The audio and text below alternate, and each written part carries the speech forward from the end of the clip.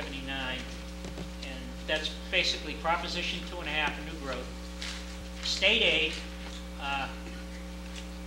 we had a meeting with Senator Tarr, our financial advisory, our financial planning team, and we asked the question, what can we expect next year?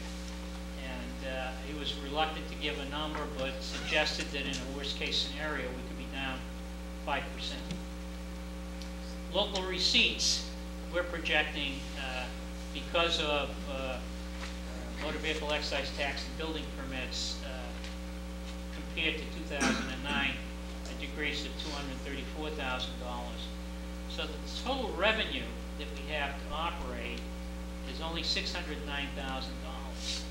And our fixed cost, that's the amount of money we take first, is health insurance, is in the big numbers in the fixed cost. Health insurance is 8%, county retirement is 10%, and retirements, and this has got to do with our employees. This is not retirement, the retirement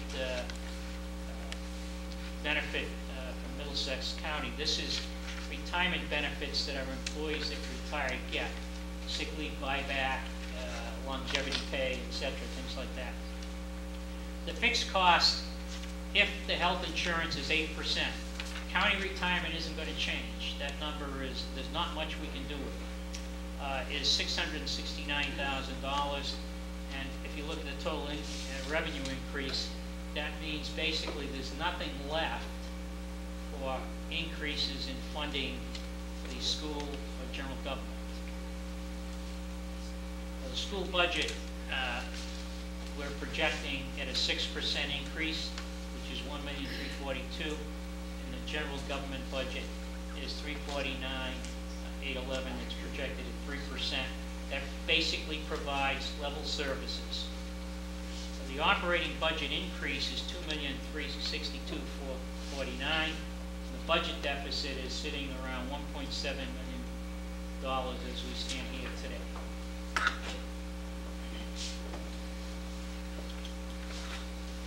So general government cost-saving actions associated with dealing with this: employee health insurance, current negotiating with employee unions to join the GIC.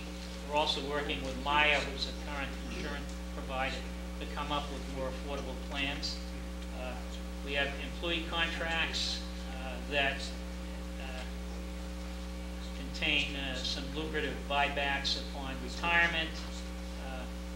We have a 15% on the town side longevity benefit. All of these things are extra additional costs that are preventing us from providing the levels of services that, in fact, we need. Reduce the expense of town-funded police details. We spent about $100,000 last year in police details. We talked about flagmen, etc. Some of those details are absolutely necessary. They have to be paid from the point of view of things. Others are construction work on side roads where it's questionable whether or not a detail is required. We need to work harder at that issue.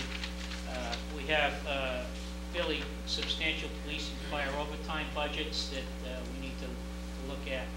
And snow and ice, we have probably some of the better and safer roads in the wintertime, and that's the result of the efforts of DPW getting out early, putting material on the roads in advance. But when we have a snow and ice deficit of $375,000 last year, I'm sorry, $325,000 last year, it's very, very difficult to justify what we're doing, and we're going to have to take a look at that too.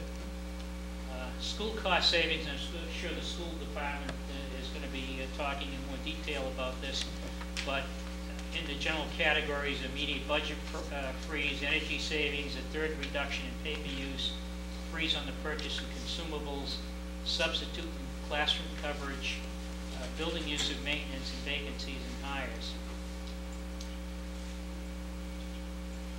Just in the form of closing the gap of $1.7 million, if you just take a look at some numbers here, just to give you an idea of where things go. a state aid reduction of 5% is $435,000. That's currently in the $1.75 million budget plan. Last year, we got 10% increase in state aid, and nowhere do I think we're going to get any increase this year. But that was $871,000. So if you look at the 871 plus the 453, that's close to $1.3 million, which would mean that the gap, if we were following what we got last year, the gap would be that we'd be dealing with is only, $300,000 or so. It's in reach. 0%, basically would mean that we'd recover $435,000 off of the, excuse me, off of the 1.7. Then, if you look at the other side of things on cost, 8% increase in health insurance is $379,000. Now, 8% may not be the final number. Last year, as you recall, we ended up with a 2.5% increase. Retirements, and this number is not really known. This is the average number over the past 4 or 5 years. We don't know what employees are going to commit to retirement until, I think, the beginning of February for the school department. Is that correct? And town side is probably around the same time. And then, snow and ice deficit, $371,000. By the way, the deficit, the total cost of snow and ice was $250,000 plus the $371. Okay, so it's over $500,000 spent on snow and ice.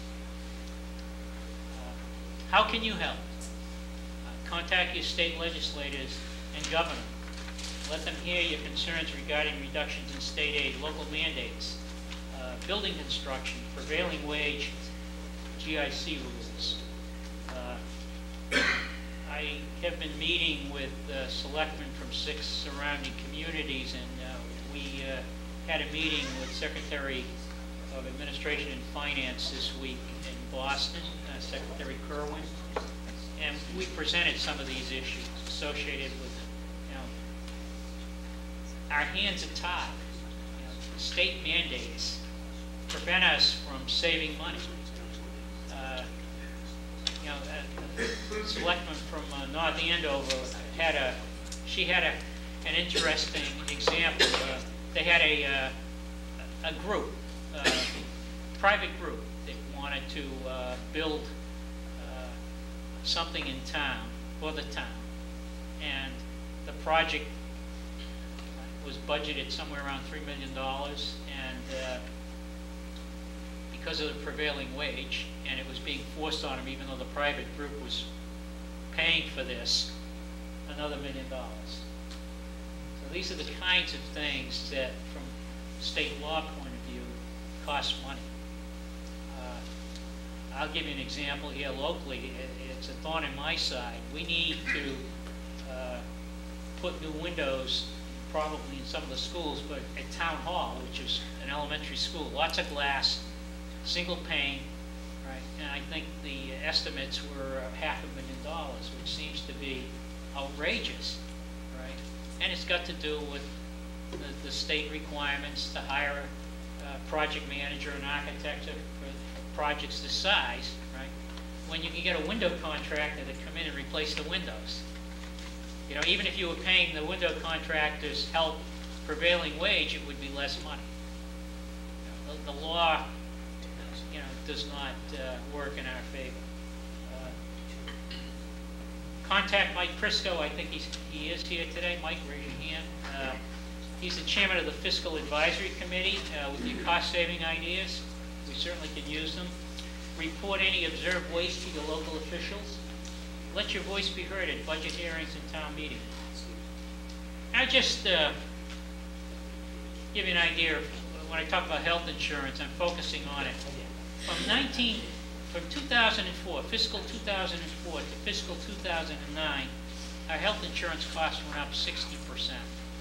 Significant amount of money. And that was including last year at 2.5%. And the only reason why we got 2.5% last year was that when the GIC was announced, the insurance companies got a little aggressive competition associated with trying to keep some of their clients. And 2.5% is kind of an auspicious number. With respect to GIC, just so you know, this is a list of the employee unions and the percentage of the vote. In other words, right now, we have to attain a 70% agreement amongst representatives of these unions in a group. And the weight of that vote is distributed there. The teachers union, I don't want to sound like I'm picking on them, but they actually control the vote because they have 45% means if they don't agree, then under the 70% rule, GIC doesn't get approved. And we need GIC, or we need some form of reduction in benefits, mostly in the copay area, to lower our insurance rates and provide additional funds for our operating budgets. And with that, I'll conclude the presentation and open it to, we want to make the school presentation first and then open up the discussion.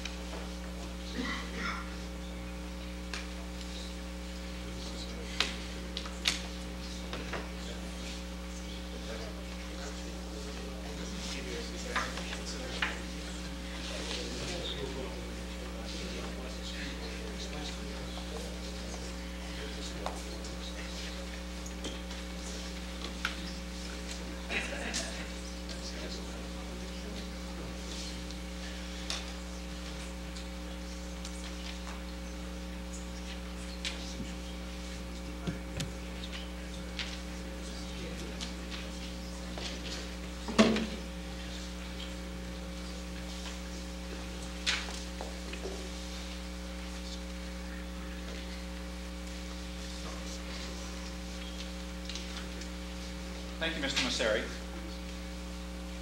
In Mr. Messeri's presentation, he alluded to some budget changes that the school department was contemplating because of the freeze that we're